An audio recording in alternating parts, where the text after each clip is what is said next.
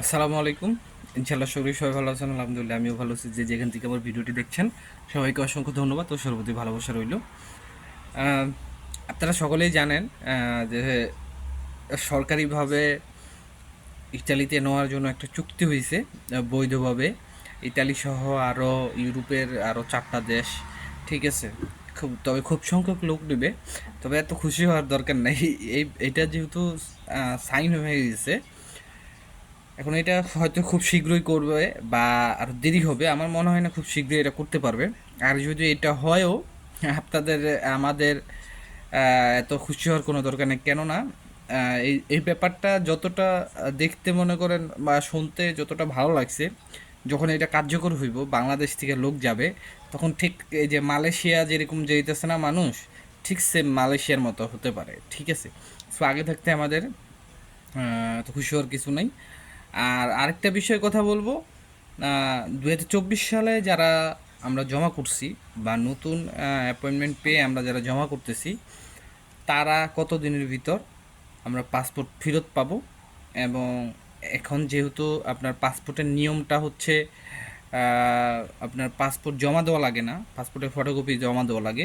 তো সেই ক্ষেত্রে আমাদের আরও কোনো ঝামেলার সম্মুখীন হতে হবে কি না। আর ভিএফএস গ্লোবালের আপডেট দিব। আর এমনি টুকিটাকি ইতালির ভিতরে কিছু কথা থাকবে ইতালি নিয়ে। আপনারা সবাই ভিডিওটা দেখার চেষ্টা করবেন, যদি ভালো লাগে অবশ্যই শেয়ার করে দেবেন।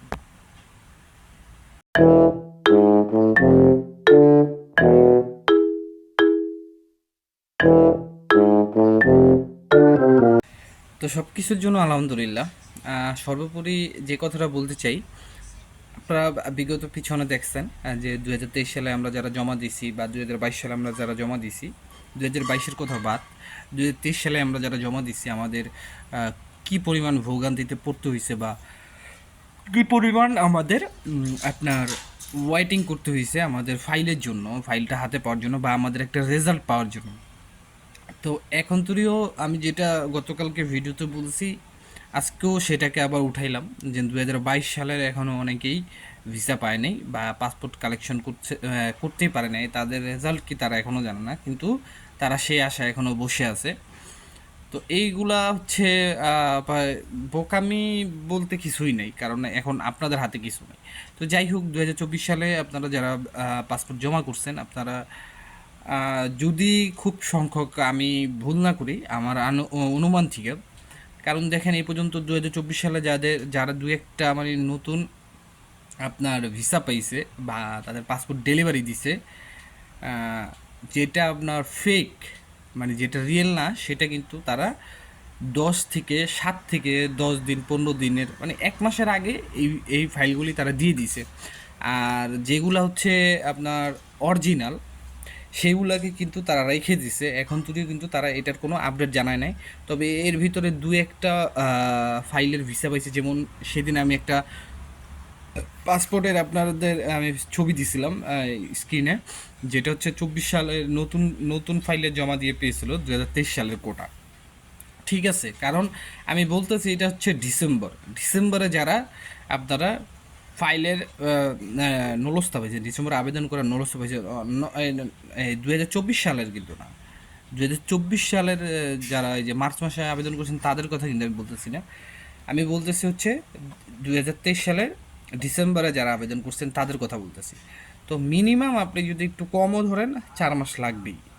যদি মানে যে দু একটা ফাইল পাইছে তাদের হিসাবে মানে আমরা ধরি, ঠিক আছে।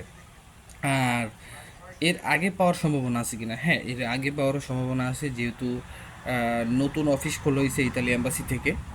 তো যদি তারা তাদের সাধ্যমতো কাজ করে, তাহলে বা তারা যদি সেক্টর আলাদা করে দেয়, তাহলে আপনার ভিসা পাওয়ার পসিবিলিটি আছে। আর আরেকটা বিষয়ে যতটুকু দেখেন, এখন কিন্তু তারা মানে শ্রমিক পাঠানোর জন্য অতটা গুরুত্বপূর্ণ দিতেছে না বা অতটা গুরুত্ব সহকারে তারা কোনো কাজই করতেছে না। এটা কিন্তু আপনারা ভালো জানেন, কারণ যে জিনিসটা আপনার গোড়া ঠিক নাই, সেই জিনিসটার কিছুই ঠিক নাই।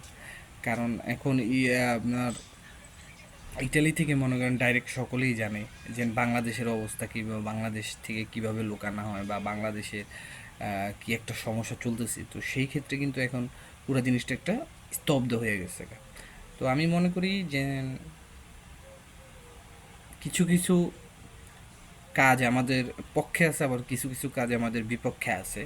এটা আপনারা যাই বলেন আর নাই বলেন, এটা কিন্তু মানতেই হবে। আর ইতালির আজকে ভিএফএস গ্লোবালের থেকে যতটুকু দেখলাম বা জানতে পারলাম, ভিএফএস গ্লোবাল থেকে অনেকেই ভিসা পাচ্ছে। আর সবচেয়ে বেশি যদি আপনার ওয়ার্ক ভিসা 5টা দেয়, আপনার ফ্যামিলি ভিসা দিতেছে 10টা। কারণ এর কারণ আছে, ফ্যামিলি ভিসাগুলি দেওয়াটা অনেক ইম্পর্ট্যান্ট। আমি যতটুকু মানে জানি, ওয়ার্ক পারমিটের চেয়েও ইম্পর্ট্যান্ট না, বাট ইম্পর্ট্যান্ট। আর যদি হিসাব করেন, ভিএফএস গ্লোবালে সবচেয়ে বেশি ফেক কাগজ যদি জমা হয়েছে আপনার সিজনাল সিজনাল যে কাগজগুলি, সেই কাগজগুলি জমা হয়েছে। এখন আরেকটা ইম্পর্ট্যান্ট বিষয় যেটা আপনারা দেখতেছেন, কিন্তু অরিজিনাল নলস্তা সিজনাল বা সিজনাল যেগুলা, সেগুলা কিন্তু রিজেক্ট করে দেওয়া হইতেছে। এর কারণ আছে, কারণ আপনারা যারা অরিজিনাল নলস্তা ভিসার জন্য আবেদন করতেছেন, আপনার সেটা হচ্ছে 30 দিন মেয়াদ বা 3 মাস মেয়াদ। সেই 3 মাসের মেয়াদের এই ভিএফএস গ্লোবাল থেকে কিন্তু একটা রুলস করা হয়েছিল যে আপনার যাদের 3 মাসের মেয়াদ, তারা কিন্তু ওই আপনার বিমানের টিকিট, তারপর হচ্ছে নলস্তার কপি, তারপর আপনার এক্সপিরিয়েন্স সার্টিফিকেট, ব্যাংক স্টেটমেন্ট, তারপর আপনার হোটেল বুকিং, এগুলো অনেক কিছুই দিতে হইতো। ঠিক আছে, তো এগুলোর ভিতরে এইগুলো দেওয়ার পরে যদি আপনার মনে করেন তাদের কাছে মনে হয় যে না, আপনি যে পেপারস বা ডকুমেন্টগুলো জমা দিচ্ছেন এগুলা সবগুলো ঠিক না, এর ভিতরে কিছু ফালস আছে, সেই ক্ষেত্রে কিন্তু তারা ভিসা আপনার রিজেক্ট করে দিতে পারবে। বা আপনি 3 মাসের যে একটা ব্যাপার ভিসার, সেটাতে কিন্তু তারা এতটুকু ক্ষমতা রাখতে পারে যে এই লোকটা ইটালিতে যে আর আসবে না বা থেকে যেতে পারে। ঠিক আছে, এটা তারা সন্দেহ করতে পারে। এই ক্ষেত্রে কিন্তু ভিসা অনেকগুলো রিজেক্ট করা হইতাছে। আবার অন্যলস্তার ভিতরে কিন্তু অনেক ধরনের অনেক কিছু যে লেখা থাকে, এটা হচ্ছে যার যার আলাদা ভিন্ন সাবজেক্ট। আর ডোমেস্টিকের কথা বলতে দেখেন, ডোমেস্টিক ভিসাগুলি পাওয়ার প্রবণতা খুবই কম, খুবই কম। আমি ভিএফএস গ্লোবাল থেকে এতটাও দেখতেছি না যে ডোমেস্টিক ভিসা পাচ্ছে। যদি আপনারা দেখে থাকেন তো অবশ্যই আমাকে জানাবেন। আশা করি বুঝতে পারছেন। ইটালিতে তেমন একটা কোনো এইসব ফ্লৌসি বা এরকম কিছু লোক নিয়ে কোনো মানে আলাপ আলোচনায় ধরতে গেলে নাই। কারণ এখন তাদের আলাপ আলোচনা অন্য অন্য অন্য ব্যাপার স্যাপার নিয়ে। তো আশা করি বুঝতে পারছেন। আজকের মতো ভিডিওটা এখানেই। যদি ভালো লাগে অবশ্যই শেয়ার করবেন। সবার জন্য দোয়া রইল, সবার জন্য দোয়া করবেন। আসসালামু আলাইকুম, আল্লাহ হাফেজ।